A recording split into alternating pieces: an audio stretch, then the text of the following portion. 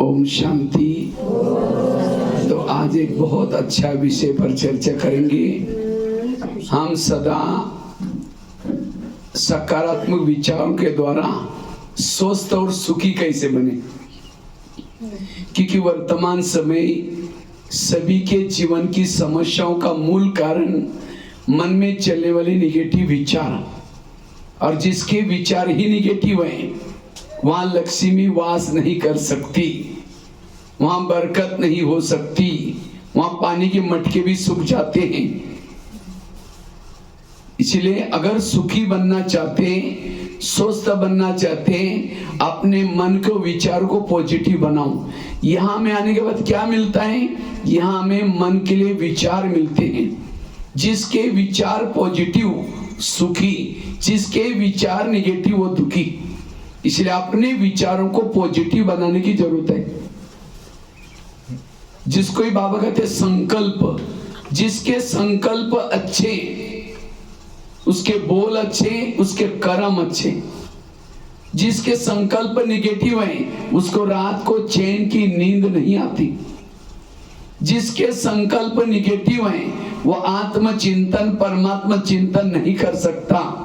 इसलिए वर्तमान समय अपने विचारों को पॉजिटिव बनाओ, सकारात्मक बनाओ, यह है पुरुषार्थ। जिसके विचार ज्यादा निगेटिव हैं उसके चेहरे में खुशी नहीं होगी। जिसके विचार निगेटिव उसको क्या होता है? गुस्सा आता है। और जहां गुस्सा है वहां दुख है, वहां अशांति है। इसलिए वर्तमान समय अपने आप को पॉजिटिव बनाओ, सकारात्मक बनाओ। जहां सकारात्मकता है वहां शांति है, नेगेटिव वहां दुखी है। आज शरीर की जो बीमारी होते हैं, बीमारियों का कारण क्या है? मन में चलने वाले नेगेटिव विचार। आज किसी को पेट की बीमारी होती है, ईर्ष्या करने वालों को पेट की बीमारी होती है। इसलिए कहते हैं ना, जिसका पांव गरम, पेट नरम, दिमाग ठंडा, उस घर में कोई डॉक्टर है उसको मार दो डंडा। पांव को गरम रखो, पेट को नरम रखो और दिमाग को कैसे रखो? ठंडा। लेकिन आजकल उल्टा होता है, पांव रहते ठंडे और दिमाग रहता है गरम। दिमाग गरम क्यों हुआ? निगेटिव सोचने से। जिसको आजकल दुनियावी भाषा में बोलते हैं टेंशन, तनाव, जो बहुत टेंशन है। गरीब भी कहता है मुझे टेंशन है, अमीर भी कहता है मुझे टेंशन है, बच्चे भी कहते हैं मुझे टेंशन है। ये टेंशन क्या है? मन के चलने वाले नेगेटिव विचार। इसलिए वर्तमान समय अपने विचारों को पॉजिटिव बनाओ, विचारों को सकारात्मक बनाओ, चिंतन पॉजिटिव रखो। जिसका चिंतन निगेटिव है उसके चेहरे में खुशी नहीं होगी।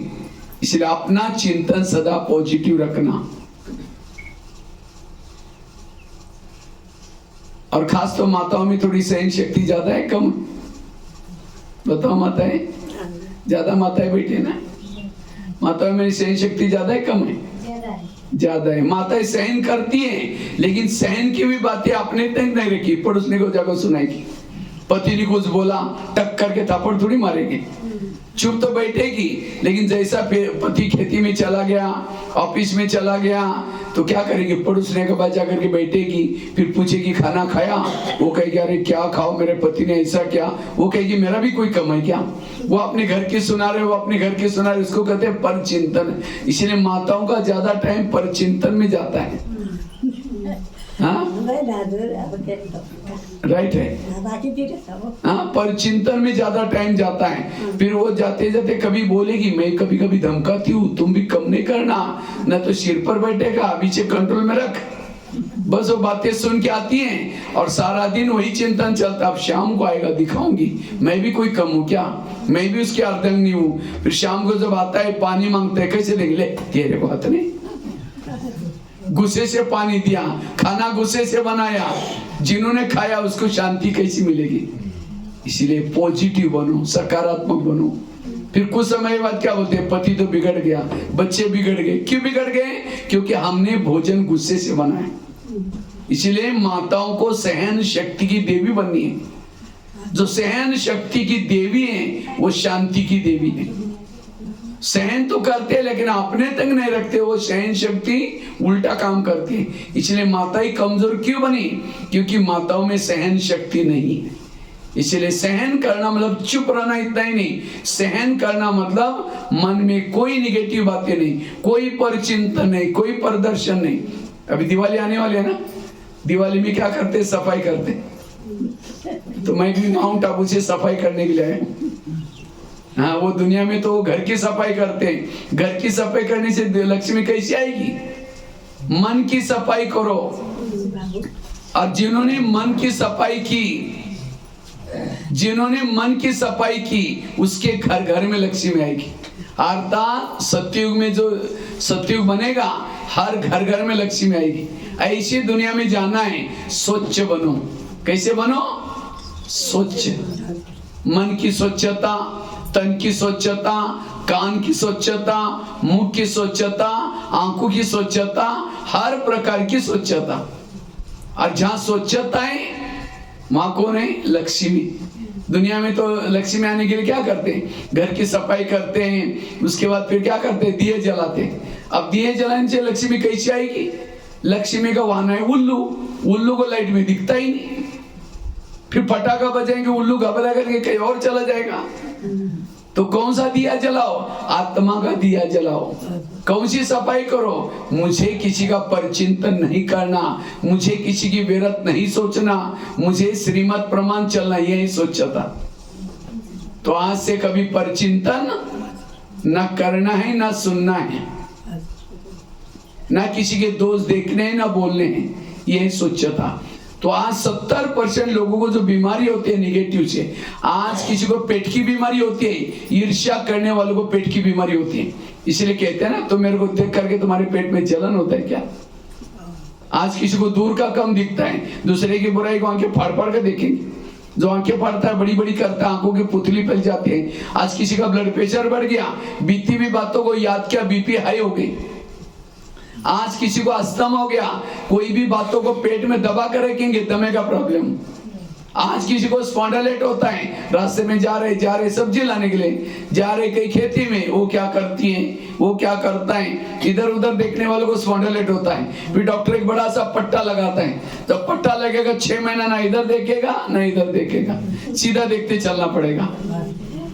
आज किसी को ज्वाइंट पेन होते, गुस्सा करने वालों को ज्वाइंट पेन होते हैं। आज किसी को शुगर होते हैं, शुगर कोई मीठा खाने से नहीं होती, शुगर होती है टेंशन। क्या टेंशन? मैं इसकी सास हूँ, मैं इसका पति हूँ, मैं इसकी माँ हूँ, इसको मैंने पढ़ाया लिखाया, छोटे से बड़ा किया, जब इसकी शादी भी अपनी पत्नी का मानता है, मुझे नहीं पूछता। ऐसे टेंशन से शुगर पैदा होगी। जब शुगर होगी तो क्या करेंगे? मीठा खाना बंद करेंगे, टेंशन में आना बंद नहीं करेंगे। इसीलिए पॉजिटिव बनो, सकारात्मक बनो। आज यहाँ ब्रह्मा कुमारी सेंटर पर आने के लिए किसी को बुलाएंगे, क्या बोलेंगे? मेरे को टाइम का है, दुकान खोलना पड़ता है, ये करना पड़ता है। यहाँ नहीं आएंगे, टेंशन आएगा, गुस्सा करेंगे, जेल में जाने की सजा मिलेगी, जेल में जाने का टाइम है। यहाँ नहीं आएंगे, गुस्सा करेंगे, कोई बीमारी हो जाएगी, हॉस्पिटल में जाने का टाइम है, कोर्ट कचहरी में जाने का टाइम है, पुलिस स्टेशन में जाने का टाइम है। ब्रह्मा कुमारी में आओ, कहीं जाने की जरूरत नहीं पड़ेगी। ताली ताली तो बजाओ। जो ब्रह्मा कुमारी में आता है, कहीं भी जाने की जरूरत नहीं है। ना कोई हॉस्पिटल में जाने की जरूरत है, ना कोर्ट कचहरी में जाने की जरूरत है, ना जेल में जाने की जरूरत है। इसलिए पॉजिटिव बनो। पॉजिटिव वाला सुखी है, स्वस्थ है, निगेटिव वाला दुखी है, परेशान है। इसलिए वर्तमान समय पॉजिटिव बनना, ये वर्तमान समय बहुत जरूरी है। सकारात्मक सोचना वर्तमान जरूरी है। आज किसी को ब्रेन हेमरेज होता है, सारी बीमारी का कारण टेंशन करना, निगेटिव सोचना। तनाव को इंग्लिश में क्या बोलते हैं? टेंशन। टेन मतलब कितना? 10, और सन मतलब बच्चे। टेंशन मतलब 10 बच्चे, पहले तो 2-4 हैं, फिर 10 पैदा होंगे, सुखी कैसे रहेंगे? अब किसी के 10-12 बच्चे हैं, माँ बाप शांति से बैठेंगे, एक आएगा पापा जी मुझे कपड़े चाहिए, उसको भगाओ, दूसरा कहेगा पापा जी मुझे परीक्षा की भी। जितने बच्चे उतनी समस्या भी ज्यादा। इसीलिए कहते हैं ना, छोटा परिवार सुखी परिवार। तो हमारे बच्चे कौन से अनेक संकल्प विकल्प पैदा करेंगे, शाम को योग में बैठेंगे, निगेटिव संकल्प आपको शांति में बैठने नहीं देंगे। इसलिए पॉजिटिव रहो। पॉजिटिव वालों के पास सहन शक्ति है, निगेटिव वालों के पास गुस्सा है। इसलिए सहन शक्ति की देवी बनो, शांति की देवी बनो। तो मैं खुद निगेटिव हूं या पॉजिटिव, कैसा पता चलेगा? आप खुद निगेटिव हैं या पॉजिटिव, कैसा पता चलेगा? सामने से कोई व्यक्ति आ रहे हैं, उसको देखते ही अंदर से रास्ता काट रहे हैं, उसका चेहरा देखना पसंद करते नहीं, आप निगेटिव हैं। कोई आपके पति की महिमा करता है, अरे तुम्हारा पति तो बड़ा अच्छा है, हाँ तेरे को क्या पता वो क्या है, मैं जानती हूँ। पति की महिमा नहीं सुन रहे, आप निगेटिव है। कोई सास की महिमा करता है, तुम्हारी सास तो बड़ी अच्छी देवी है, अरे वो क्या है बढ़िया, मैं जानती हूँ, निगेटिव है। अगर एक व्यक्ति के प्रति भी आप निगेटिव हैं, आपके दिल में बाबा नहीं बैठेगा। इसलिए पॉजिटिव बनो, सकारात्मक बनो। आजकल डॉक्टर के पास कोई भी पेशेंट जाता है तो डॉक्टर उसको क्या बोलता है, खुश रहो। लेकिन लोग खुश होने के लिए क्या करते हैं, लाफिंग क्लब में जाएंगे, हाथ ऊपर करेंगे, हाँ हाँ हाँ करेंगे, घर में आते पत्नी का मुंह देखते चेहरा डाउन हो गया। फिर आजकल डॉक्टर ये भी कहते हैं खुश रहो। इसके लिए लोग क्या करते हैं, कई डॉक्टर ये भी कहते हैं कड़वी चीजें ज्यादा खाना पसंद करो, करेले खाओ, कड़ूनियों के पत्ते खाओ, मेथी के लड्डू खाओ, शिशनु का साग खाओ। यहाँ तो शिशनु का साग खाते हैं ज्यादा, शिशनु हमने तो बहुत खाया है शिशनु का साग, पहाड़ में मिलता है बहुत। डोडो क्या क्या पता नहीं, कोदो की रोटी भी खाए हैं सब। 70 जिले में गए नेपाल के, 70 जिले में। यहाँ कोई बैठा है 70 जिले में गया? कोई नहीं बैठा। देखो आप नेपाल के होते भी नेपाल में घूमे नहीं, हमने तो भारत में आकर के नेपाल के गली गली में जाकर के सेवा की है। तो कहने का मतलब पॉजिटिव बनना, पॉजिटिव वाला स्वस्थ है और सुखी है। तो हम पॉजिटिव कैसे बने, सकारात्मक कैसे बने? सकारात्मक बनने के लिए 3-4 बातें याद रखना। सबसे पहली बात है कर्म गति को याद रखना। कई बार हम कहते हैं मैं इसके रास्ते में कभी जाती नहीं, मैंने इसका बुरा कुछ किया नहीं, फिर भी ये मेरे साथ ऐसी क्यों करती है?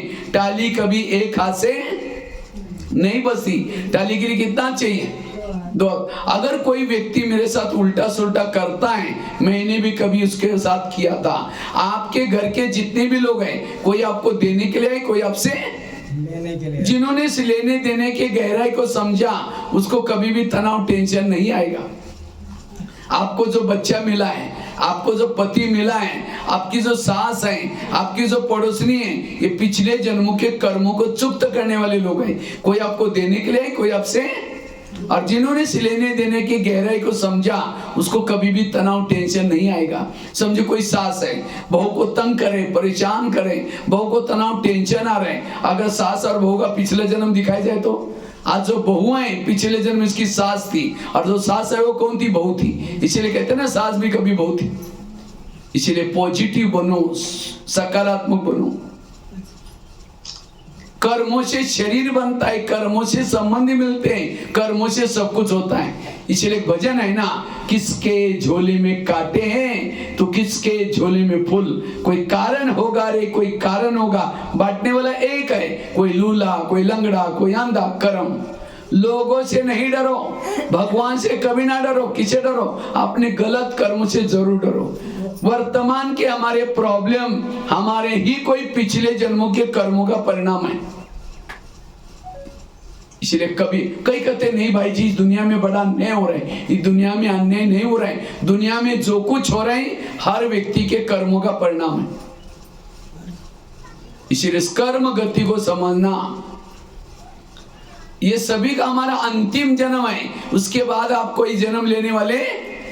अब सबको कहां जाना है? परम धाम। कौन कौन तैयार है परम धाम जाने के लिए? हाथ खड़ा करो। अरे बाबा किसी लिए आए? लेने के लिए। अपने घर में जाना है, ये इसी दुनिया में रहना है।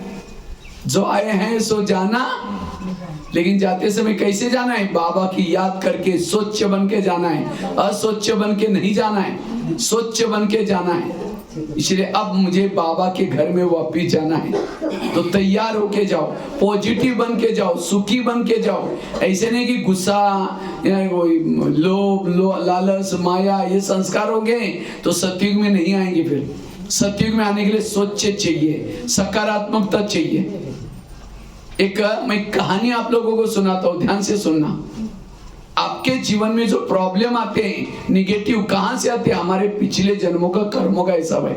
एक आगरा में एक पति पत्नी रहते थे, बहुत गरीब थे, झोपड़पट्टी में रहते थे। उनके पास एक मेहमान आया, वैसा मेहमान दिल्ली में खरीदारी करने के हिसाब से आया था। लेकिन जब वो दिल्ली में आया था दुकान बंद थे, तो उसको लगता है बैठे बैठे मैं क्या करूं, मैंने कभी आगरा गए नहीं, देखा नहीं, चलो मैं आगरा घूम के आता हूँ। व्यापारी आगरा देखने के लिए गया, सारा दिन उसने आगरा घूम के देखा, लेकिन रात को उसको सोने का प्रॉब्लम हो गया। जिस होटल में जाता था, जहाँ भी जाता था, सब कहते हुए हमारे होटल बुक है। अब उसको लगता रात को कहाँ सो जाओ, अगर कहीं बस स्टैंड पर सो जाओ बैग चोरी हो जाएगी, अगर कहीं स्टेशन पर सो जाओ तो भी चोरी हो जाएगी। तो अचानक उस व्यापारी को याद आया मेरी गरीब पति पत्नी है, चलो उनके पास जाता हूँ। रिक्शा करके गया, खाना खाया, बातें की, सब कुछ की, लेकिन सोने से पहले उस व्यापारी ने अपनी बैग खोली। जब बैग खोली तो गरीब की पत्नी की नजर बैग में गई, देखा इसके पास 50 के, 100 के, 500 के बहुत सारे बंडल है। उसको लगता है 2-4 बंडल हमको मिल जाए तो हमारी गरीबी दूर हो जाएगी। रात भर नींद नहीं आई, 12-1 बजे बाहर गई, बड़ा सा एक पत्थर लाया, क्योंकि बैग सिरा नहीं थी उसके, पत्थर सीधा उसके सिर में मार दिया। उसका तो मर्डर हो गया। पति की नींद खुली, पति कहता ये क्या हो गया? कहता अब हमारी गरीबी दूर हो गई। का ये बात किसी पुलिस वालों को पता चलेगा, लोगों को पता चलेगा, हमें जेल की सजा होगी। कहा कि किसी को पता ही नहीं चलने देंगे। इस व्यापारी को जमुना नदी में डाल देते। रात को 2 बजे उन्होंने इस मुर्दे को बोरी में डाला, पीछे जमुना नदी में फेंक के वापिस आए, किसी ने नहीं देखा।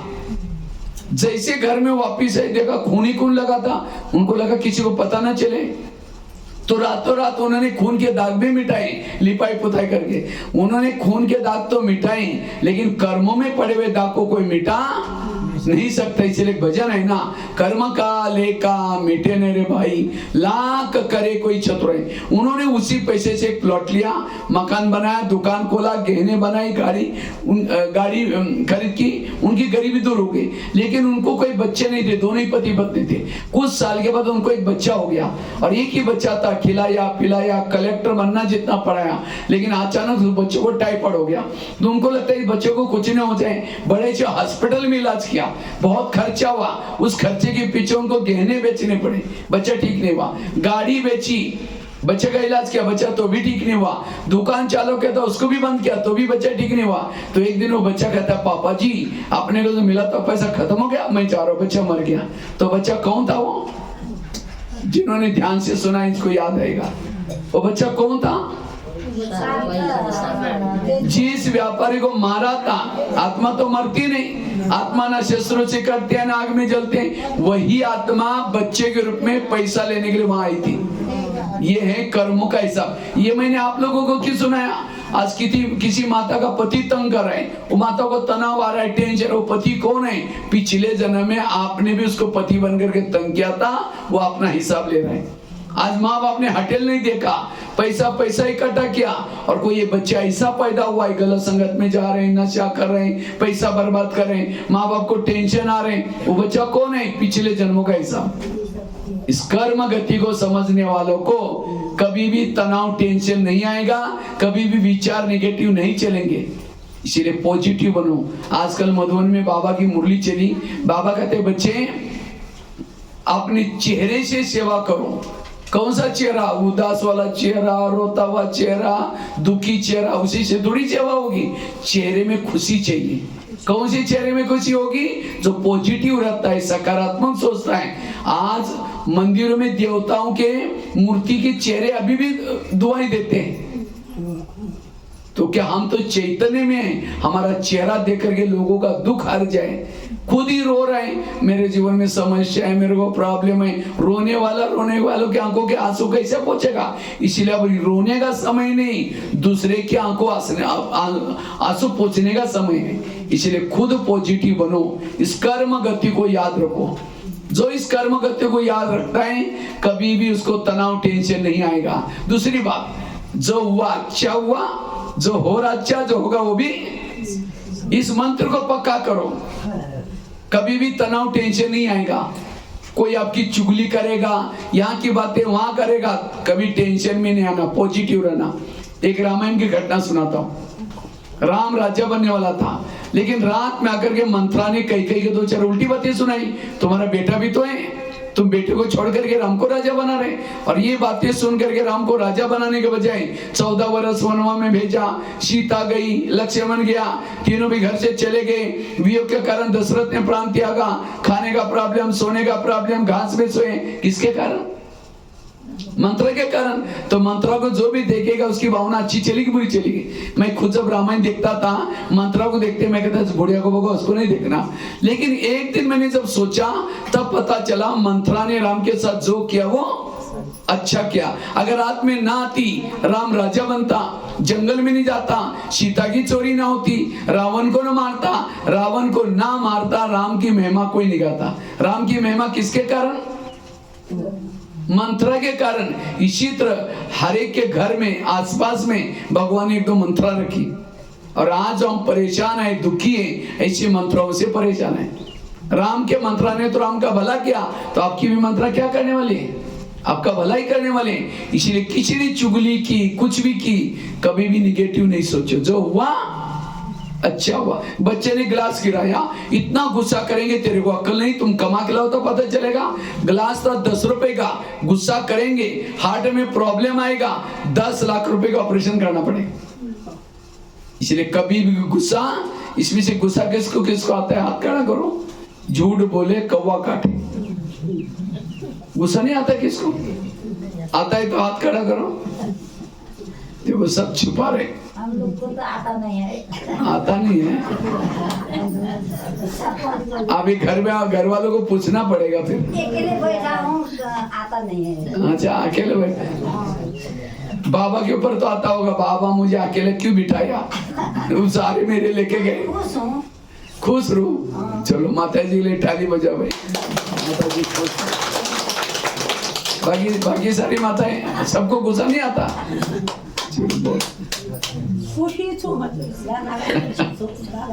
इसलिए गुस्सा व्यक्ति का शत्रु है। और गुस्सा क्यों आता है? निगेटिव से। इसलिए जो हुआ अच्छा हुआ, जो हो रहा अच्छा, जो होगा वो भी। राम के जीवन में मंत्रा ना आती, ना हनुमान मिलता, ना अंगद, ना ऋषि, ना मुनि। किसके कारण मिले? मंत्र के कारण। आज हमको बाबा मिला, दैवी परिवार मिला, किसके कारण? आज तक के मंत्रों के कारण। इसलिए जो हुआ अच्छा हुआ, जो हो रहा अच्छा, जो होगा वो भी। सबके लिए शुभकामना। एक नेपाल में शुभकामना दिवस होता है। कब होता है? ये दिवाली के आसपास ही होता है शुभकामना। शुभकामना वही दे सकता है, मुझे लगता है दसरे में होता है, शायद दसरे के समय होता है शुभकामना दिवस। शुभकामना वही दे सकता है जो पॉजिटिव रहता है। निगेटिव वाला कभी शुभकामना। इसलिए हमेशा देवी का पोज कैसा है? वरदानी हाथ है, मुस्कुराता चेहरा है। अगर देवी को कोई गाली भी देता है, हाथ नीचे करके चेहरा पीछे नहीं करती। और हमें कोई गाली देता है, 15 दिन से बात नहीं करेंगे, हम शांति भी नहीं करेंगे। हाँ, वरदानी हाथ के बजाय गुस्सा करेंगे तो कैसे होगा? इसलिए पॉजिटिव रहो, सकारात्मक रहो। जो हुआ अच्छा हुआ। तीसरी बात है, अगर हमें पॉजिटिव बनना है, पहली बात बताई कर्म गति को समझना। दूसरी बात बताई जो हुआ अच्छा हुआ। तीसरी बात है रोज सवेरे 3 चीजें करो। अमृत वेला का योग अच्छा करो। अमृत वेला का योग अच्छा करना। दूसरी बात, रोज क्लास के पहले आकर के आधा घंटे का योग करना। और तीसरी बात, रोज हमें बाबा की महावाक्य सुनना, मुरली सुनना। जो ये 3 चीजें करता है वो कभी भी निगेटिव विचार नहीं आएंगे, वो हमेशा पॉजिटिव बन जाएगा। अमृत वेला का योग, क्लास के पहले योग और रोज की मुरली। अमृत वेला कौन कौन उठते हैं? हाथ खड़ा करो। अमृत वेला आज कौन कौन किया? अच्छा, कुछ लोग किया, लेकिन जिन्होंने किया उसका कोई वीडियो बनाई जाए और उसी वीडियो को 10 बजे दिखाई जाए। अमृत वेला का कहेंगे मेरा है, दीवार के सहारे बैठे मुख खुला के बना। ऐसा योग थोड़ी किया जाता है मुख खोल करके। कई तो दिन में ऐसे कर लेते, अमृत वेला अच्छी तरह योग करना, बाबा के याद में बैठना, और दूसरा क्लास के पहले आधा घंटे का योग करना, और तीसरा रोज क्या करना हमें, रोज के बाबा के महावाक्य सुनना।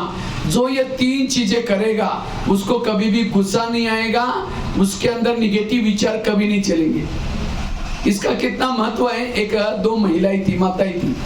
एक माता जी रहती थी 2 मंजिल पर, दूसरी माता जी रहती थी 1 मंजिल पर।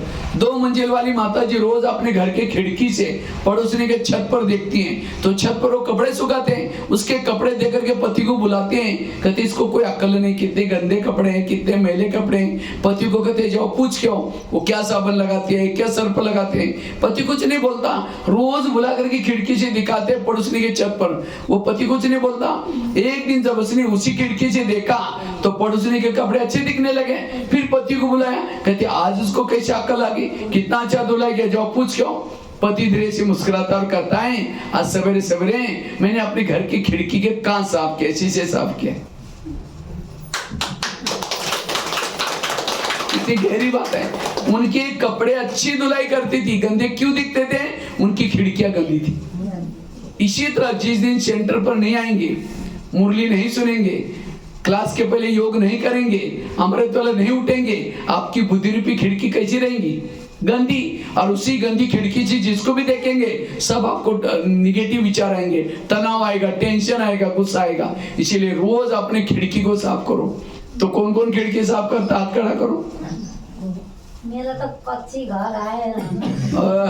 माता जी अरे घर की खिड़की नहीं बोला मैंने, बुद्धि माता जी बोलते हैं मेरा घर ही कच्चा है, खिड़की तो है ही नहीं। घर की खिड़की नहीं, बुद्धि की खिड़की। मैं अभी पिछले साल वीरगंज में, पता नहीं वीरगंज या विराटनगर में गया था, तो एक जगह पर क्लास करने के लिए गया था। मेरा 3 दिन का प्रोग्राम था वहाँ। तो पहले दिन मैंने खिड़की वाली बात बताई, दूसरी दिन 2-4 माताएं क्लास में आई नहीं, तीसरी दिन आई थी। बहनों ने कहा अरे कल क्यों नहीं आई थी, इतनी अच्छी बट्टी क्लास था। कहा कि परसों भैया ने कहा ना खिड़कियां साफ करो, कल मैंने सारा दिन अपने खिड़कियां साफ करने में लगे। मैंने कोई घर की खिड़की थोड़ी बोली थी। तो ये माता जी भी बोलते हैं मेरा घर ही कच्चा है, खिड़की नहीं है। तो वास्तव में बुद्धि रूपी खिड़की की बात मैंने बोली थी। बुद्धि रूपी खिड़की को रोज साफ करो। अब मैं एक भाई ज्ञान में चलता था 1 साल से, 1 साल से ज्ञान में चलता था। तो एक बार होटल में गया, होटल में जाकर के समोसा मंगाया। समोसा जानते हैं ना, मैदे को बेल करके मसाला भरते हैं और तलते हैं, उसको समोसा बोलते हैं। तो 1 किलो समोसा मंगाया, मैदे का छिलका ऊपर का फेंकता है और मसाला खाता है। तो मैनेजर ने बोला तो मसाला पसंद नहीं करते हैं? कहता पसंद तो करता, मैदा पसंद नहीं करते? कहता मैदा तो पसंद करता हूँ, लेकिन आजकल मैं ब्रह्मा कुमारी आश्रम में जाता हूँ। उन्होंने कहा कि बाहर का नहीं खाना, इसलिए मैं बाहर का निकाल करके अंदर का खा रहा हूँ। बाहर का मतलब दूसरे का हाथ का न खाना। इसीलिए होटल पर बोर्ड लिखा है, क्या लिखा है? होटल, हो सके तो यहाँ से टल। कभी कभी हम क्या, जैसे का ना आज दिवाली मनाए, दिवाली में क्या करते हैं हम, घर में दीपक जलाएंगे, घर की सफाई करेंगे। तो सफाई करेंगे, दीपक जलाएंगे तो लक्ष्मी कैसी आएगी? लक्ष्मी का वाहन है उल्लू, और उल्लू को लाइट में दिखता ही नहीं। तो कौन सी सफाई करो? मन के अंदर की ईर्ष्या करना, इसको समाप्त करना, ये है सफाई करना। इसलिए स्वच्छ बनो, रोज अपने खिड़की को साफ करो। कितनी बातें बताई? 3 बातें बताई। पहली बात कौन सी सुनाई? अगर हमें स्वच्छ बनना है, पहली बात बताई कर्मों की घुई गति को समझना, कभी भी गलत कर्म नहीं करना, बाबा के श्रीमत प्रमाण कर्म करना। दूसरी बात बताई जो हुआ अच्छा हुआ, मंत्र वाली बात बताई। तीसरी कौन सी बताई? रोज खिड़की को साफ करना। चौथी बात है कभी भी किसी का परचिंतन निंदा नहीं करना। जो परचिंतन करता है वो तनाव टेंशन में रहता है, वो सकारात्मक नहीं बन सकता। कभी कभी हम दूसरे का परचिंतन करते हैं। परचिंतन करना, ना सुनना है ना किसी को सुनाना है। नहीं तो क्या बोलते, फलानी ऐसी है, वो ऐसी है। जो परचिंतन करता है उसके दिमाग में ज्ञान नहीं बैठेगा, मुरली की बातें नहीं बैठेगी। कई कहते हम करते नहीं, कोई आकर सुनाता तो क्या करें, क्यों सुनाता है? हम कहते अच्छा और क्या हुआ, उठ के भी जा रहे, बैठो ना, चाय पानी पी के। अब उसको चाय पानी पिला रहे, आपके घर में कोई कचरे की टोकरी लेके आता है डालने के लिए, तो आप क्या कहेंगे? हाँ रोज आए करो, जहाँ पूजा होते वहां डाला करो। अब कचरा डालेगा उसको तो भगाएंगे। तो परचिंतन की बातें, घर की व्यर्थ बातें आपको सुना रहे, कचरा डाल रहे हैं, उसको चाय पानी पिला रहे। ऐसी बातें नहीं सुनो। जब परचिंतन है वह लक्ष्मी कैसी वास करेगी, लक्ष्मी कैसी आएगी, इसलिए पॉजिटिव बनो।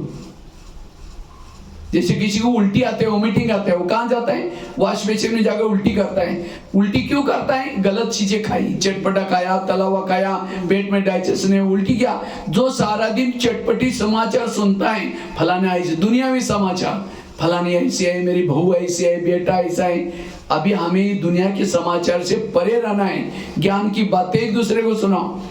जो ज्ञान की बातें, व्यर्थ बातें सुनेगा, उसके जिस कान में ज्ञान डाला उसमें वो बातें डालेंगे, ज्ञान भी निकल जाएगा। इसलिए कभी भी परचिंतन नहीं करना। एक शिष्य था, भगवान के पास जाता है, कहता है भगवान मैं जीवन में आगे बढ़ना चाहता हूँ, मैं अपनी उन्नति करना चाहता हूँ, सुख चाहता हूँ। भगवान ने कहा ठीक है, मैं तुम्हें वरदान देता हूँ, साथ में 2 थैले देता हूँ। एक थैले को तुम पीठ के पीछे रखना, दूसरे थैले को आगे रखना। और भगवान ने कहा जो पीठ के पीछे थैला है उसके अंदर तुम्हारे आस पास पड़ोसी में जो भी लोग रहते हैं उन सभी की बुराई की चिटकी बना के डालिए, और आगे वाले थैले में तुम्हारी खुद की बुराई है। लेकिन भगवान ने कहा दूसरे की बुराई का थैले को बांध करके पीछे रखना, देखना नहीं, उसके बारे में सोचना नहीं, और तुम्हारी खुद की बुराई का थैला आगे रखना। बीच बीच में टाइम है तो हाथ डाल करके निकालना, क्या क्या मेरे अंदर बुराई है उसको परिवर्तन करना, सुख मिलेगी, शांति मिलेगी, जाओ। लेकिन थैले का ध्यान रखना। कहता है भगवान मुझे सुख चाहिए, मैं ऐसे करूंगा। चला गया। कुछ सालों के बाद वो क्या करता है, दूसरे का थैला, बुराई की थैले को आगे करता है और अपनी बुराई के थैले को पीछे कर दिया। उस दूसरे का बुराई का थैले को खोल दिया। फिर कहता है फलाना ऐसे है, वो ऐसा है, वो उसके वरदान उल्टे हो गए। फिर भगवान के पास आता है, कहता है भगवान मुझे सुख मिला ही नहीं, शांति मिली नहीं। भगवान ने कहा अच्छा तुमको जो मैंने थैले थे उसको कहाँ रखा? कहता है भगवान मेरे से भूल हो गई, मैंने पीछे का थैला आगे किया। भगवान ने कहा यही तुम्हारे दुखों का कारण है। तो आज ये कहानी हमारी है। हम यहाँ क्यों आते हैं? सुख के लिए, शांति के लिए। बाबा हमें वरदान देता है, बच्चे तुम्हें सुख मिलेगा, शांति मिलेगा, जाओ। लेकिन हम बाहर जाकर के क्या करते हैं? दूसरे की बुराई को आगे करते हैं और अपनी बुराई को।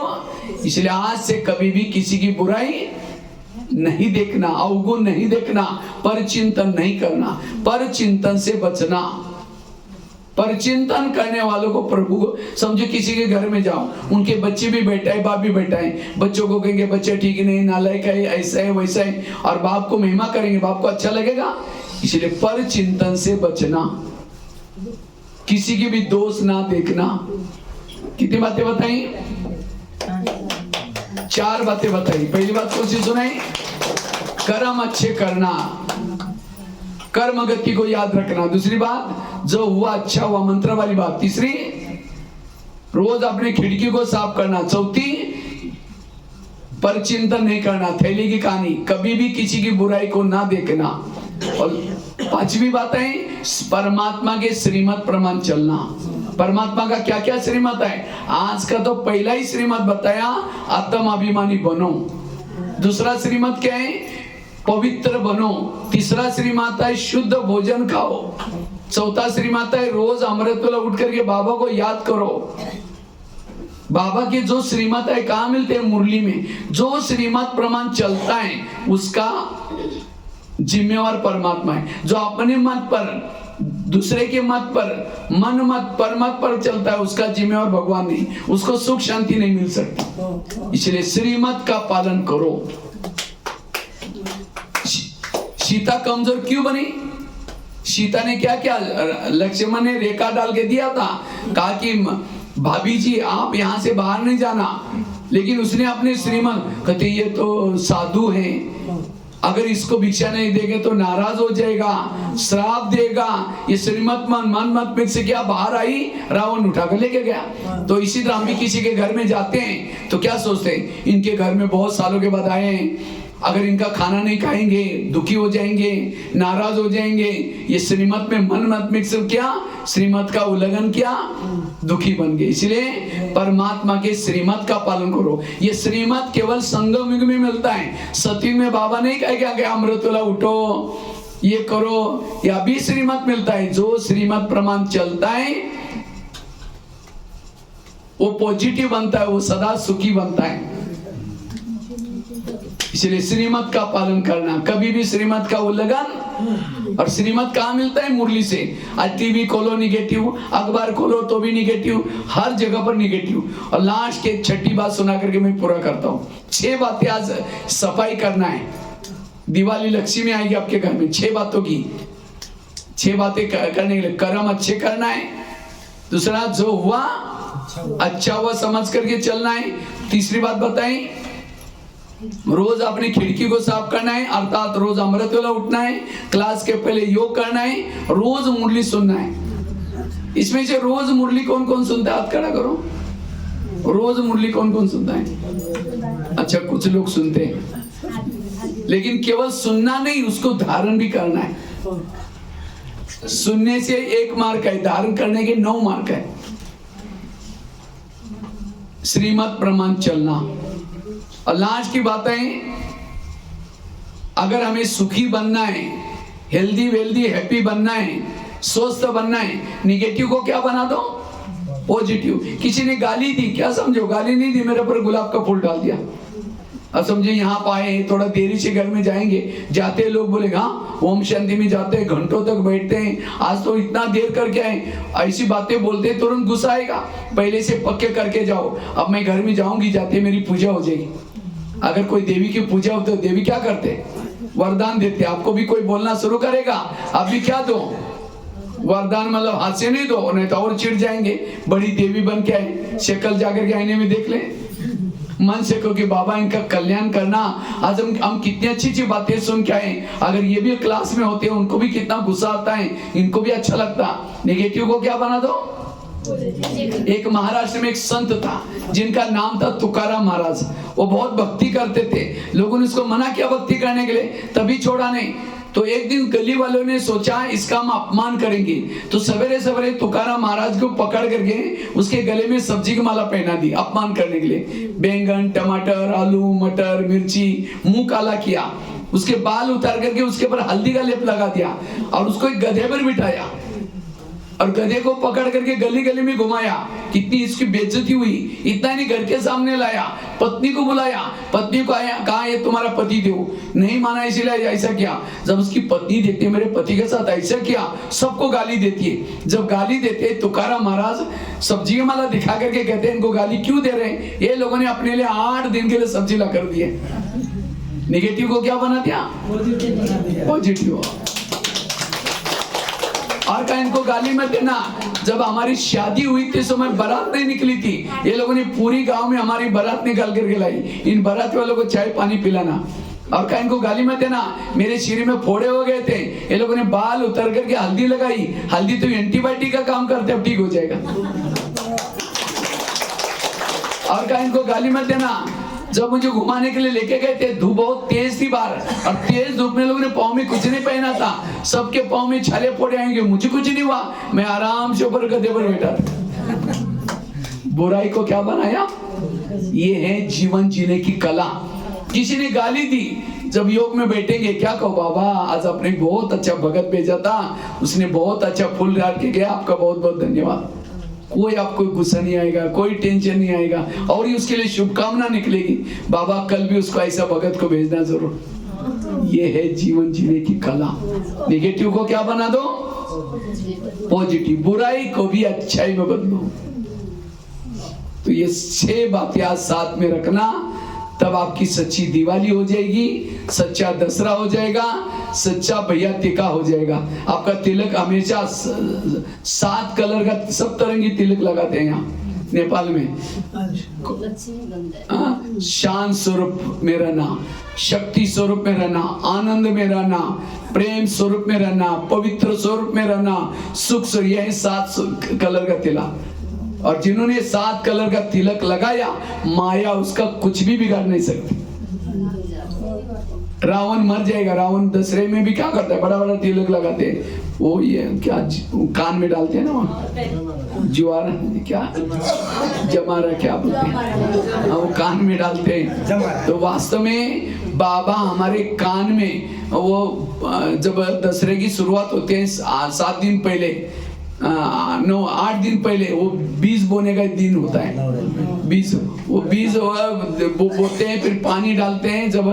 और वो मैं देखता था, बहने, मैं जब कहीं नेपाल में कई बार गया ना, तो मेरे खटिया के नीचे एक दिन देखा मच्छर बहुत काट रहे थे। मैं खटिया उठा के देखा ज्वार सारा रखा हुआ है। तो मैंने कहा यहाँ क्यों रखा है? बोला पीला होता है तो अच्छा होता है, वो पीला पीला वाला ज्यादा पसंद करते हैं, वो यहाँ लगाते हैं। लेकिन मेरे को तो मच्छर काटे। मैं बोला, तो वास्तव में बाबा हमारे कान में ज्ञान का बीज डालता है, और ज्ञान का बीज डालने से हमारे अंदर शक्ति आती है, नवरात्रि होती है, और तब हम दशहरे अर्थात रावण के ऊपर जीत प्राप्त करते हैं। और दशहरे का त्योहार नेपाल में बड़े धूमधाम से मनाया जाता है। क्यों?